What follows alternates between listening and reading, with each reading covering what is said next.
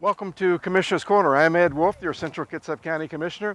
On this beautiful, beautiful day, last day of June, you're going to have an exciting day today. I hope watching this show, you can look at me and tell that I've got a wetsuit on. You're probably wondering what that's all about. You're going to find out later. We're at the Silverdale Waterfront Park, and with me today I've got Kathleen Gordon from the Silverdale Chamber of Commerce. She's going to talk about Water Trails Festival, and what the Silverdale Chamber of Commerce is involved in that regard. Also, we've got the Central Kitsap Fire and Rescue. They're going to talk to us about emergency mechanisms and saving people and protecting people, and the Sheriff's Office. I actually have a Sheriff's Patrol boat that you're going to see a little later. So today, I want to thank our first responders for being here, all of them, that do the rescues on the water, because we all know recently, or some of us know recently, that two emergencies on the water in Central Kitsap. And we had our team out here of experts and professionals, our first responders on the water. They were out here. So stay tuned. And you're also going to see the exclusive rescue of a Central Kitsap commissioner in Dyes Inlet. So you may not want to miss that. I actually Googled the water temperature this morning. We all know how reliable Google is. It is 47.3 degrees Fahrenheit out here today. So please continue watching. We'll be right back.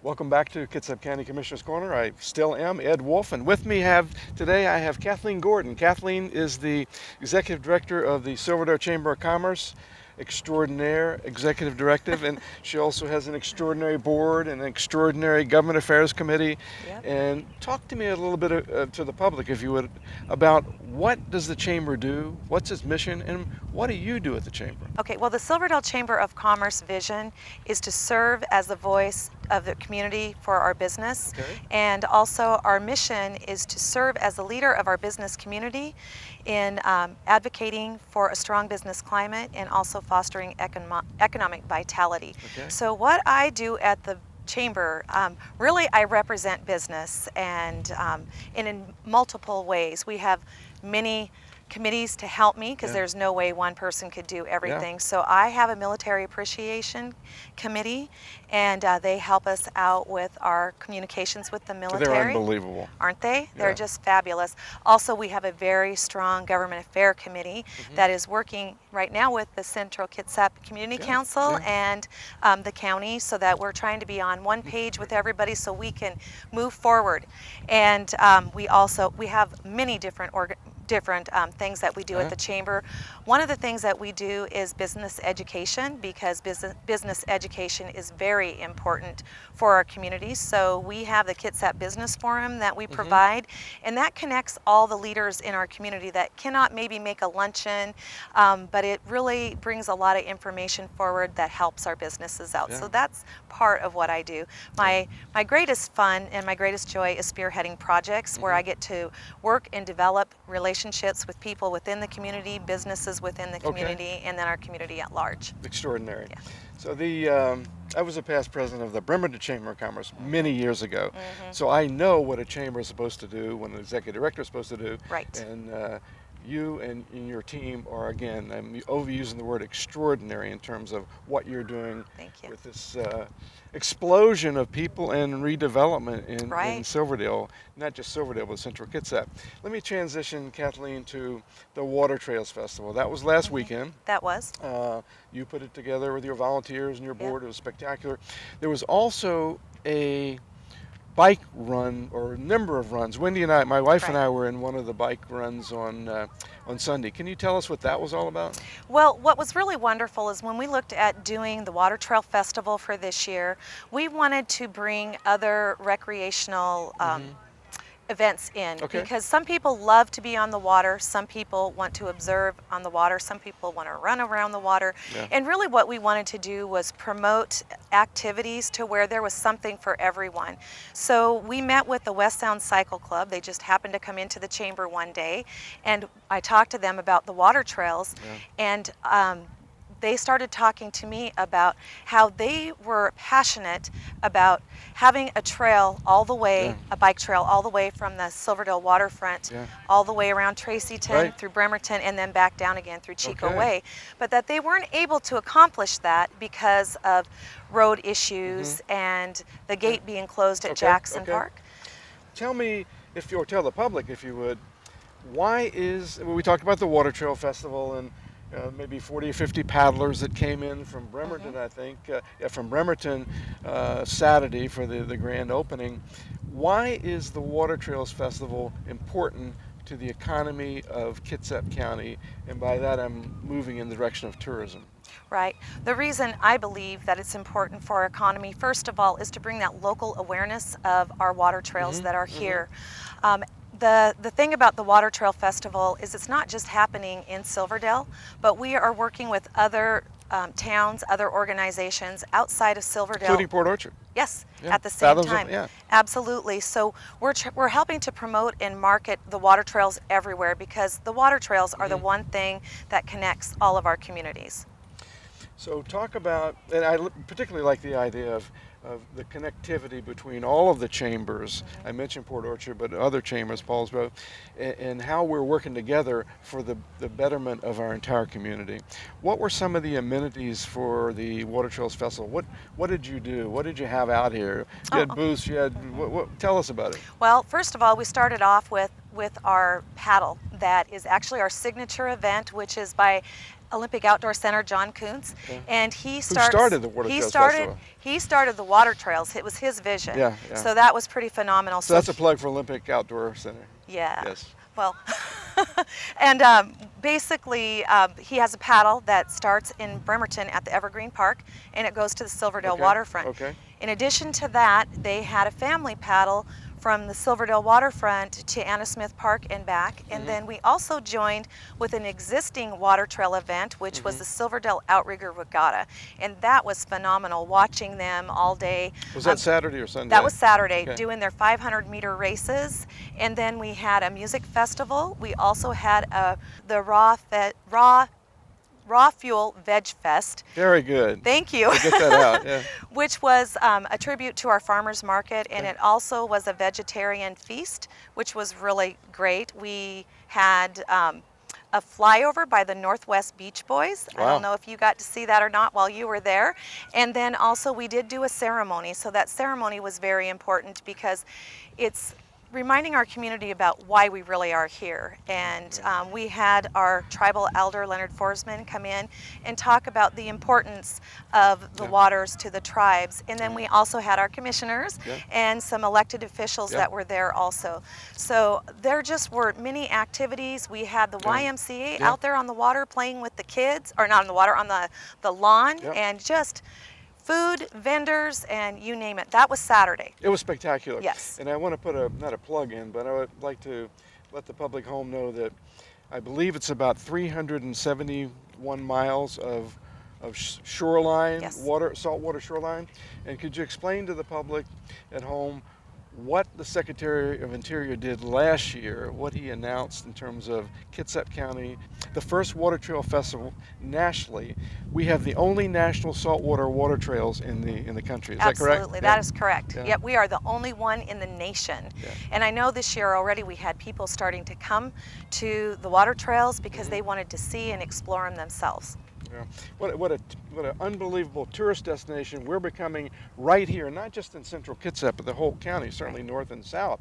And people are coming not just from the other side of the pond, but they're coming nationally and internationally to Kitsap County through Visit Kitsap's doing a great job helping us all that. Is tourism increasing in Kitsap County? Absolutely, it's increasing in Kitsap County. Our beds are full in our hotels, and we're starting to, we get a lot of visitor information coming through our visitor information center.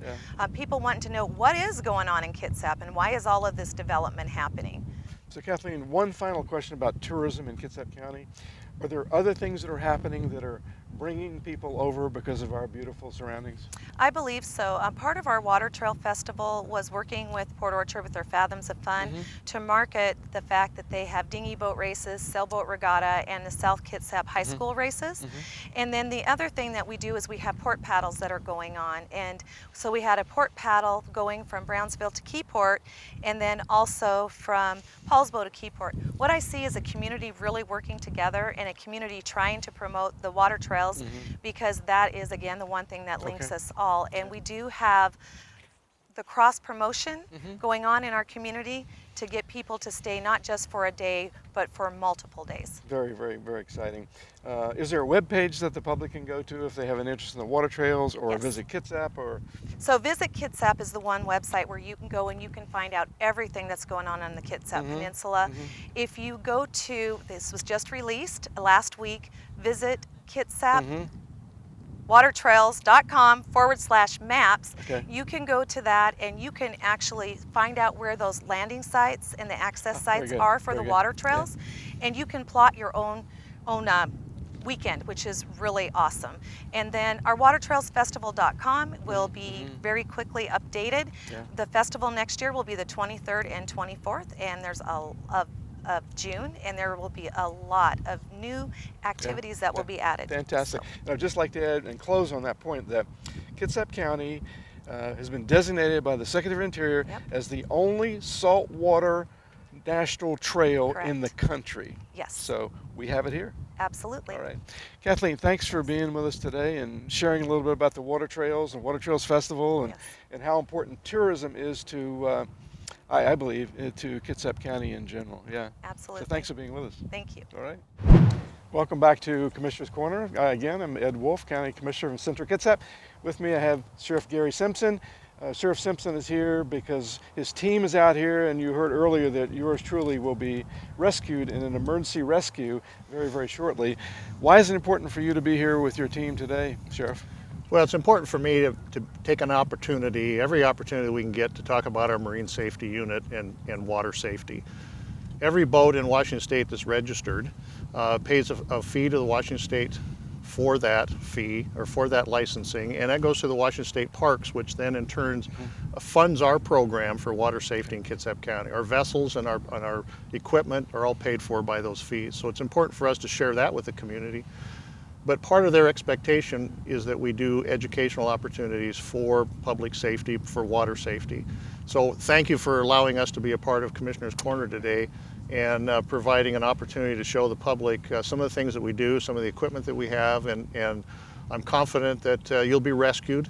And that's rescue versus recovery. And I think the important thing that we do is we want to be as preventative as we can in getting the public to understand, be prepared when you go out on the water. We get excited about the water, we get excited about the sun, but we need to do a little thinking about what are we going to do when we're out on the water, and how can we take care of ourselves when we're there. As you can tell, I'm wearing a personal flotation device, so are you. These are required pieces of equipment that we encourage and want people to wear when they're on the water, and we expect all of our personnel to be wearing them for their safety when they're out on our vessels. So thanks for allowing us to come here. Our unit, our members are going to be talking to you a little bit later on about some of the things that we do and the safety equipment they have and their purpose on the water. So I'm going to leave those questions to them. Thank you, Sheriff. Welcome back to Commissioner's Corner. This segment we have Sergeant Ken Dickinson. Sergeant is actually a certified trainer for the state safety for law enforcement. Did I say that right? You're right. Welcome. If I help, welcome, Sergeant. Welcome. Thank you for having me. We're transitioning from Sheriff Simpson to more detail in terms of what the Sheriff's Office does in terms of water safety and what your involvement is. What is your role, Sergeant? Well, with the Sheriff's Office, I've been lucky to be there for 23 years. Most of that's been on patrol, but and just working for the Sheriff's Office is a boon in itself. But I struck the lottery when I got to be on the boat, so I get paid occasionally to take one of our 4 police boats out on the water, or be on television, and be on television occasionally. Yep. So one of my collateral duties is I'll go out on one of our 4 boats and meet and greet the folks of Kitsap County out on the water and make sure that they're out there following the rules and being safe and have all the required equipment they need, along with other things we do. Okay. And I see behind us we have a very large vessel, but Yes. you'll talk about that in a minute, I Sure. believe. Yeah. What is the mission of the Marine Safety Division of the Kitsap County Sheriff's Office? Well, we have a few different roles that we fill, but our main mission is to make sure that the citizens of Kitsap County, or whoever is using Kitsap County's waters, are safe and that they can enjoy their time on the water, and that they're prepared. I mean, when we come out there, we're not out there to make people's days worse. We actually want to make them better. And we try to interact with as many people as we can on the water. It's great for the sheriff's office as an interaction tool that people want to have contact with us. And it's great for us to make sure that people are safe on the water. Am I correct in saying that with you and with your officers, it's 24/7, 365 days a year on call? Absolutely, yeah. We aren't on the water all the time. We need more people probably to be able to do that. But we have about 17 deputies who have been trained to operate these boats and to be available to respond to water incidents when they happen. And that's 24/7, 365. Good. What a job. It is. What a It is. job. A lot of stress, all the first responders, but Right, yeah. a lot of stress. Tell us, if you would, tell the audience at home, what is a typical day like On the water? in your world, on the water, in your world? Yeah. Well, it starts off, again, we follow the same rules that we want everybody else to follow. We go through a checklist and we make sure we have all of our gear on board.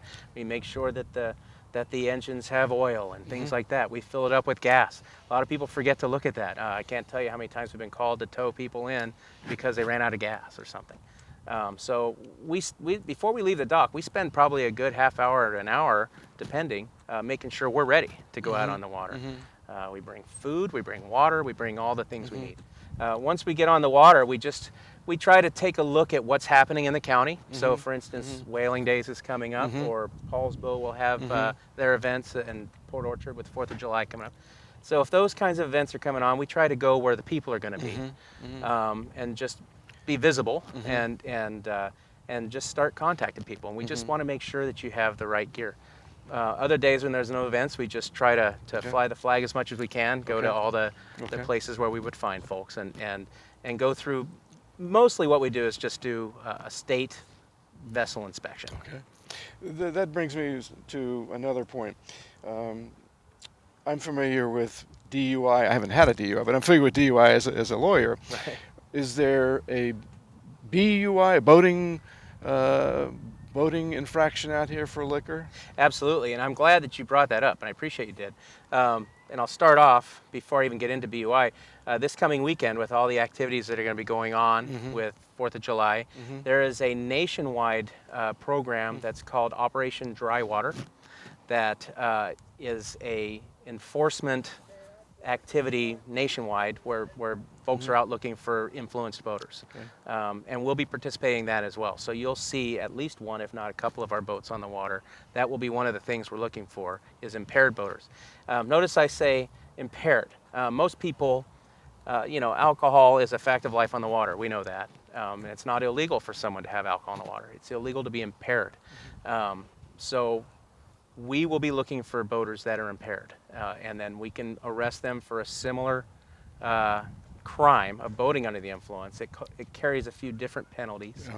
It doesn't have any effect on your driver's license, but it can carry very, very hefty fines.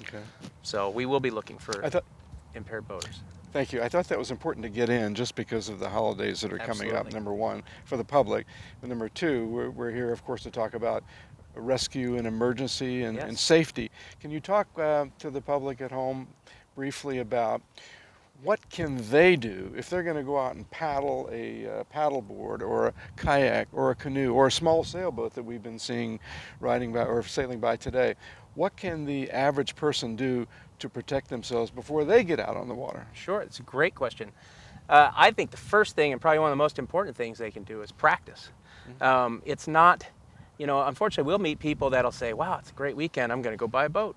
and go on the water, and they have no training Yeah. or haven't practiced before. Same thing, you can buy a kayak at any of these convenience stores now fairly reasonably, and it's an impulse buy Costco. sometimes. Costco or any of them. And it's an impulse buy, and Yeah, people yeah. just put it on the water, and they've never been on a kayak before. So as we'll see a little bit later, probably it's not very easy to get back onto a kayak once they're overturned, and we have rescued You're people talking for about that. me, aren't you? No. Yeah, well, we'll see in a little bit. So practice in a controlled environment where you're safe. Okay. Make a plan. We call it a float plan. Write that down. Write where you're going. Tell somebody so that if you're overdue, we'll know where you went. So make a plan, write it down, tell somebody where you're going, and then make sure you have all of the right gear. Every boater, regardless of what type your boat you're in, kayak, motorboat, anything, is required to have two things with them regardless. That's a life jacket or a personal flotation device, and a noisemaker, so a whistle or a horn or something like that. So when you're in a kayak, you have to have your life jacket, you have to have a noisemaker. So have those things, practice, and let people know where you're going. Okay. So let's say hypothetically you're out on the water and you get a call from someone that someone flipped over, or they're out there with or without a life preserver. What's your next step? Well, oftentimes, I mean, it'd be great if we were on the water and we could respond directly. Unfortunately, most of the time we're patrolling in the county. We're handling 911 calls. So we need to get to the boat. And like I said, we have 4. They're placed tactically around the county so that we can get to different areas of the water. So we'll get to a boat. We'll get underway. We'll notify. I mean, we work in collaboration with, most of the cities in Kitsap County, the Coast Guard, fire department. So if they're closer and they can get there before us, great, we'll help them. If not, then we ask for their help. We'll respond to wherever that location is. If we do find a boater in the water, then we're trained to rescue them. Probably the first thing I'm going to do when I come up to someone who's in the water is make sure that they have a life jacket on. We carry life jackets on board, Marine One. I'm going to grab one, I'm going to throw it to the boater and ask them to put it on. And then typically what we'll use is what we call a throw bag, which is just basically a long rope with a styrofoam disc on the end of it. And we'll throw that to them and have them grab it, and we'll pull them in and put them back on the boat. I'll tell you, you mentioned the temperature of the water. It's very cold, 47 today. 0.3. So it's very cold. And you'll find, if you have any experience in water that cold, that it only takes minutes before you start losing the ability to use your hands, and you'll start breathing heavy. So oftentimes we're going to have to do that for you. That's why it's so important to have a life jacket. This is, I think, a great segment for public service announcement. I mean, it's a commissioner's corner, but you're giving us very good information. The sheriff gave us very good information. 24/7. 365 days a year, you and your team are out there ready to help, right? Absolutely. Yeah. Absolutely. Thanks for being with us, Sergeant. You're welcome. All right. My pleasure. Stay with us. We'll be right back with Central Kitsap Fire and Rescue to talk about what they do, what their mission is on the water for rescues. Welcome back to Commissioner's Corner. I'm Ed Wolfe, your County Commissioner from Central Kitsap. With me, I have Chief Oliver. Chief Oliver, welcome to our water segment, last segment today. And very honored to have you here, and earlier we had the Sheriff's Office here. I'm going to ask you a few questions for the public specifically about water safety and what the public can do and what your office does in terms of fire rescue. What's your role as Deputy Chief of Operations for Central Kitsap Fire and Rescue Water? My role is that I manage and coordinate the 10 fire stations of Central Kitsap Fire and Rescue and all the proud men and women that provide the service for 911 in the central part of Kitsap County. Okay. And you enjoy it, obviously, because you're smiling. I enjoy it. It's a wonderful profession. Yeah. Wonderful. I asked Sergeant earlier about from the Sheriff's Office, what's their typical day like? What is the typical day like for your water rescue team? Well, it's interesting. We are a kind of a reactive force. So unless you call 911, we don't really actually go other than training. So we're not an actual patrol force or an enforcement sector. So we respond on about 30, 40 water rescues a year. And they all depend all over the central Kitsap area. Okay. So. And how do you, Chief, how do you get out to the public with outreach and information about safety? Can you talk about that, please? Yeah, we are very active in the schools, and we try to get the message down to the children first. Teenagers are our target audience. That's where a majority of our drownings are teenagers. Yeah. So we are very active in the schools, and we are part of the Safe Kids Coalition in Kitsap County. Okay. Impressive, very impressive. I believe when I was preparing for this segment, Commissioner's Corner, that there is a partnership, I believe I understood there's a partnership between the Sheriff's Office and Central Kitsap Fire and Rescue as it relates to water safety. Is that correct? Yes, specifically we partner both in response, because successful water rescues are made by teams, not individual agencies. But in prevention, we participate in the Life Jacket Loaner program, and strategically located in water spots and water locations within Kitsap County, we and the Sheriff's Office provide loaner life jackets. How would the public find out about where to go to get those? Okay, well, most of them are at water point sites. So the larger congregation points for Wildcat Lake, Island Lake. And that would include Silverdale Waterfront There Park. is one in Silverdale Waterfront. And those life jackets are provided that if you were to come to the water and forget your life jacket, you can easily take one.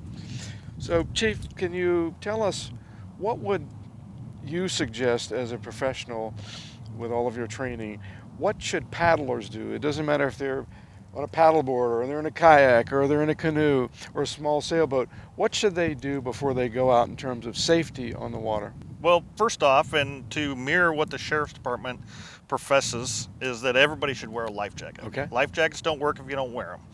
We also profess that you should have some sort of communication device that really helps our responders, is if you have a working cell phone or some sort of device, an audible device, as the sheriff noted. But moreover, what really helps us is if you file a float plan with a loved one. Say that again? A float plan. Not a flight plan. A float plan. A float plan, yeah. And if you just do a really quick Google search, float plan, hundreds of different types of float plans come up. And for example, when I used to do a lot of fishing on my own, I would write down on this little piece of paper, tell my wife where I'm going, when I should return, and where I will be. So if I was out kayaking right over there last night and I didn't file a float plan or didn't tell my wife, I've been bad. Well, exactly. Because the challenge is, if you don't return, we have no idea where to start looking for you. Yeah, okay. And we are surrounded by water. Thank you.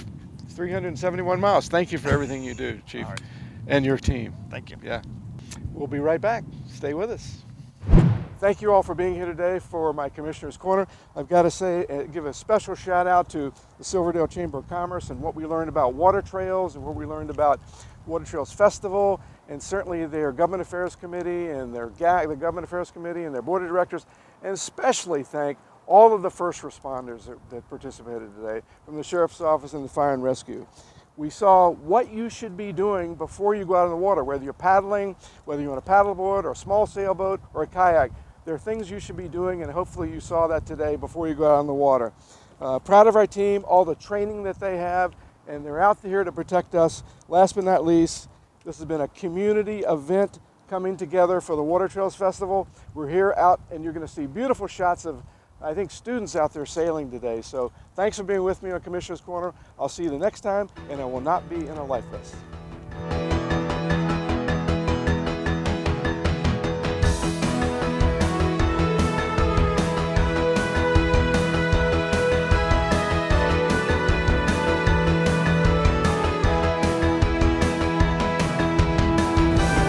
I'm not doing this